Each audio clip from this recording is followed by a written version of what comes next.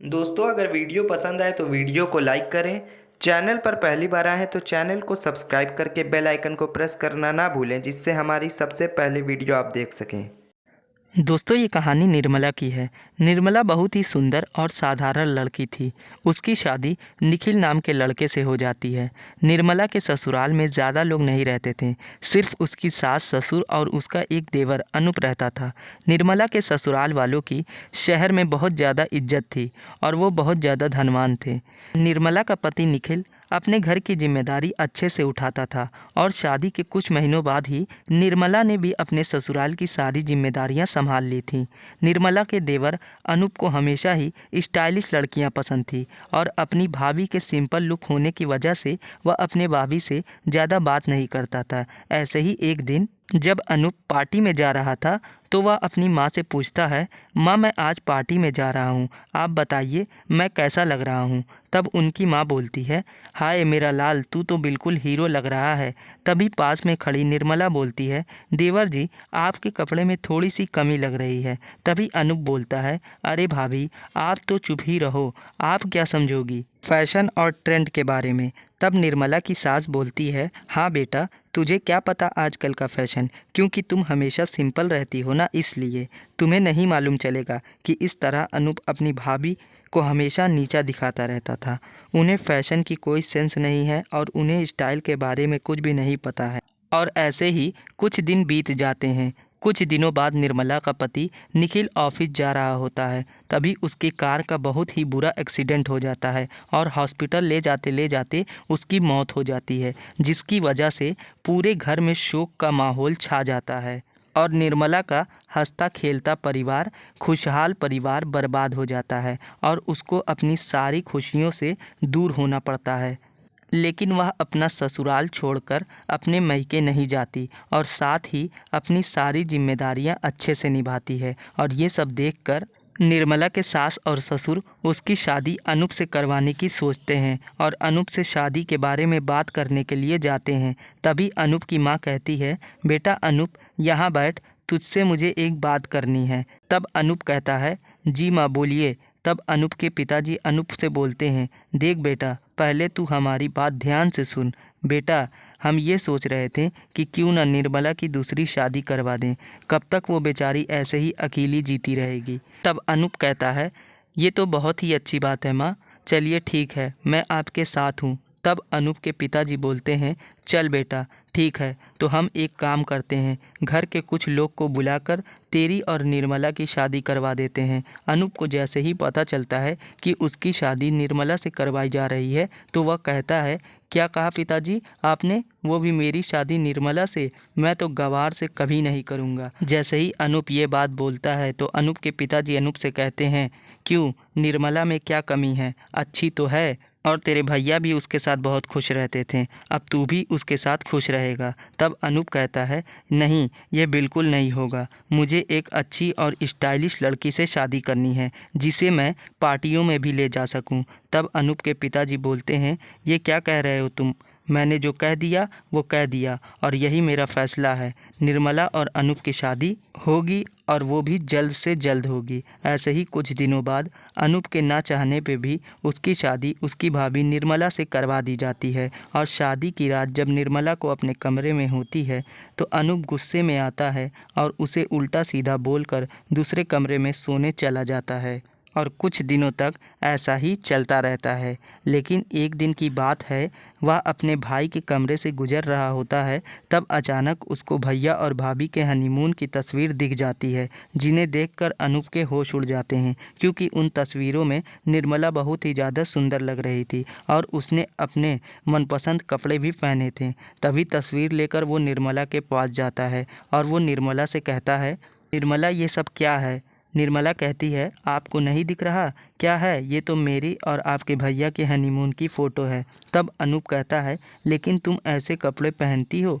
तो निर्मला कहती है, हाँ। तो अनूप कहता है, इन तस्वीरों में तुम बहुत ज़्यादा सुंदर लग रही हो। तब निर्मला कहती है, हाँ वो तो मैं हूँ ही, एक बात बताओ कि तुम घर में ऐसे कपड़े क्यों नहीं पहनती हो? तब निर्मला कहती है, क्योंकि घर में मम्मी और पापा हैं ना, इसलिए। तब अनूप कहता है, अरे तो क्या हुआ, मैं उनसे बात कर लूँगा।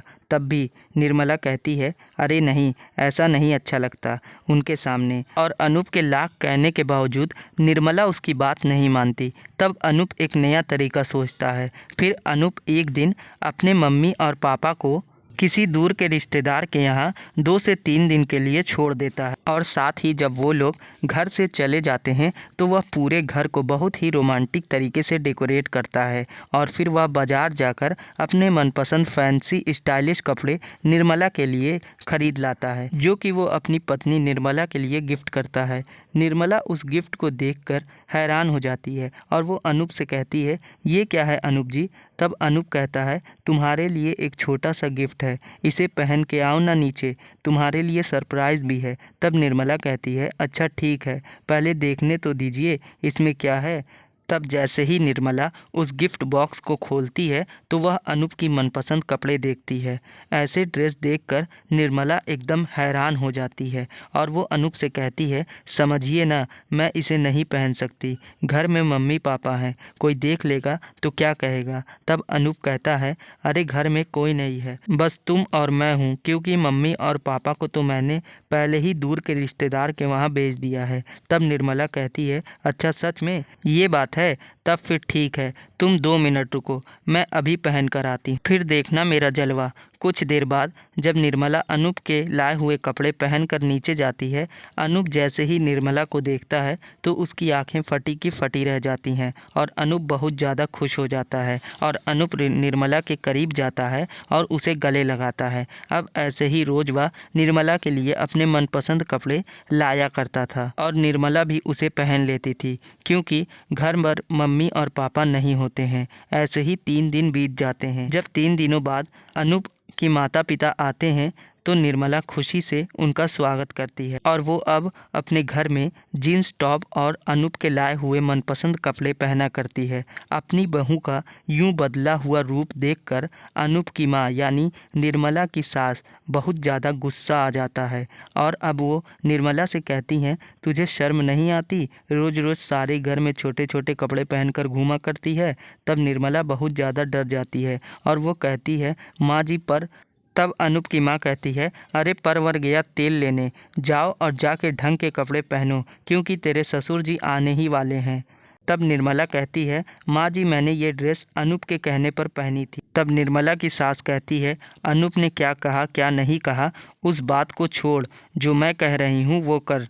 इतना सब होने के बाद निर्मला अपने पुराने कपड़े फिर से पहन लेती है और जैसे ही अनूप ऑफिस से घर शाम को लौटता है और फिर निर्मला को पुराने कपड़े में देखता है, तब वह निर्मला से बहुत ज़्यादा नाराज़ हो जाता है और तभी निर्मला उसे सारी बातें बताती है। और जैसे ही अनूप को सारी बातें पता चलती है, वह तुरंत अपनी माँ के पास जाता है और कहता है, माँ आपने निर्मला को कपड़े बदलने के लिए क्यों कहा? तब अनूप की माँ कहती है, अरे बेटा, घर की बहू ऐसे कपड़े पहनेगी तो उन्हें शोभा नहीं देता। तब अनूप कहता है, देखो माँ, मैं आपकी सारी बात समझता हूँ, पर ये बताओ, अगर निर्मला की जगह मेरी बहन होती तो क्या आप भी उसे ऐसा ही बोलती या पापा उसे कुछ कहते? नहीं ना। देखो माँ, निर्मला को जो मन करेगा वो वही कपड़े पहनेगी। अनूप की माँ कहती है, अरे बेटा, निर्मला इस घर की बहू है, अगर वह ऐसे कपड़े पहनेगी तो समाज वाले क्या कहेंगे? तभी ये सारी बातें सुनकर अनूप कहता है, माँ मुझे बाहर वालों से कोई मतलब नहीं है और आप समाज के डर से मेरी खुशी के लिए इतना नहीं कर सकती। तभी अनूप के पापा कहते हैं, क्यों तुम इन बच्चों को परेशान कर रही हो? तब निर्मला की सास कहती है, मैं बच्चों को परेशान नहीं कर रही जी, अरे भला छोटे छोटे कपड़े अच्छे लगते हैं क्या? तो फिर अनूप के पापा कहते हैं, क्या हमारी बेटी होती तब भी तुम उसे ऐसे कपड़े पहनने से मना करती? नहीं ना। और वैसे भी निर्मला हमारे घर की बहू नहीं बल्कि हमारी बेटी है, और बेटा तुझे जो सही लगे तू वो पहन, हमें कोई दिक्कत नहीं है। इस तरह निर्मला को उसके ससुराल वालों का साथ और अपने पति का प्यार मिल जाता है और अनूप भी अब निर्मला के साथ खुश रहता है। ऐसे ही निर्मला की ज़िंदगी अब पहले की तरह हो जाती है और अब निर्मला भी अपने जीवन में खुशी खुशी आगे बढ़ती रहती है। तो दोस्तों ये कहानी अच्छी लगी हो तो इस कहानी को लाइक ज़रूर से करें। चैनल पर हमारे पहली बार आए हैं तो हमारे चैनल को नीचे रेड कलर का बटन दिया गया होगा, वहां से सब्सक्राइब करके बेल आइकन को प्रेस करना ना भूलें, जिससे हमारी आने वाली कहानियां सबसे पहले आप देख सकें।